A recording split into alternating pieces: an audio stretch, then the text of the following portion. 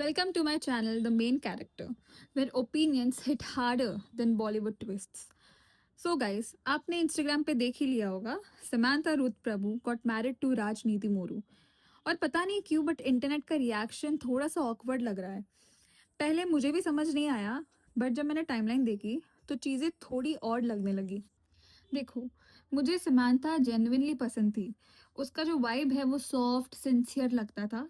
Divorce के time पे उनको बहुत अटेंशन भी मिला था, सिंपैथीज भी मिली थी एंड वन ऑफ द सिंपैथाइजर्स मैं ही थी. बट अब जो टाइमलाइन सामने आ रही है वो अनकंफर्टेबल क्वेश्चंस रेज कर रहे हैं. नागा चैतन्या ने 3 साल बाद शोभिता से शादी की और फैंस ने बिना प्रूफ अज्यूम कर लिया कि पूरा अफेयर चल रहा था. शोभिता को तो डबल ट्रोलिंग मिली. आयरॉनिकली वही पैटर्न्स अब समांथा के केस में विजिबल हो रहे हैं, बट इस बार with actual time stamps. Let's look at the timeline now, क्योंकि यही सबसे इम्पोर्टेंट पार्ट है. 2021 में डिवोर्स हुआ, 2021 में फैमिली मैन 2 रिलीज हुआ.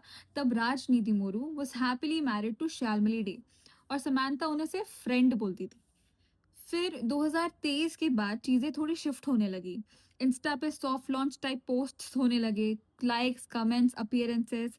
शालमली को फॉलो फिर अनफॉलो, पुराने इंटरेक्शंस क्लीन अप होने लगे, राज के साथ फ्रीक्वेंट स्पॉटिंग होने लगी. और फिर 2025 द सडन वेडिंग रिवील.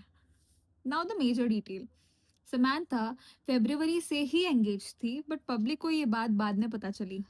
अब ऑब्वियस क्वेश्चन ये है कि अगर एंगेजमेंट फेब्रुवरी में हुई थी तो कनेक्शन कब स्टार्ट हुआ.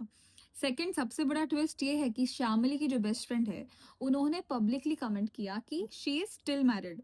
ये लाइन ऑनेस्टली सबसे हैवी है, क्योंकि इसका मतलब सिंपल है, या तो डिवोर्स एक्सट्रीमली प्राइवेट था या लीगल फाइनलाइजेशन अभी भी कंप्लीट नहीं हुआ है.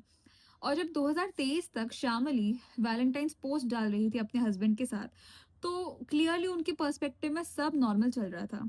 एंड फनीली इनफ समांथा उनके और उनके पति के पोस्ट्स को लाइक करती भी थी. सो जितनी ट्रोलिंग शोभिता को मिली थी वो भी बिना प्रूफ के, यहाँ तो सिचुएशन एकदम ही रिवर्स है.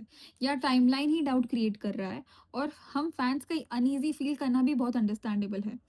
मुझे ना समांथा का ऑनेस्ट इमोशनल साइड जेन्युइनली पसंद था. वो अपनी फीलिंग्स ओपनली शेयर करती थी, जो रेयर होता है. बट इस केस में जो उनके साथ हुआ है वही पैटर्न रिपीट होता हुआ दिख रहा है किसी और के साथ, और वो बहुत डिसअपॉइंटिंग है. शामिली भले ही कुछ ओपनली नहीं बोल रही है, बट उनकी स्टोरीज, उनके पोस्ट्स, उनके बेस्ट फ्रेंड का स्टेटमेंट बहुत कुछ इम्प्लाई करता है. आप लोग बताओ, टाइमलाइन आपको सस्पिशियस लग रहा है या नहीं, या इंटरनेट कुछ ज़्यादा ही रिएक्ट कर रहा है? कमेंट्स पे ज़रूर बताना, और अगर वीडियो पसंद आए तो लाइक करना.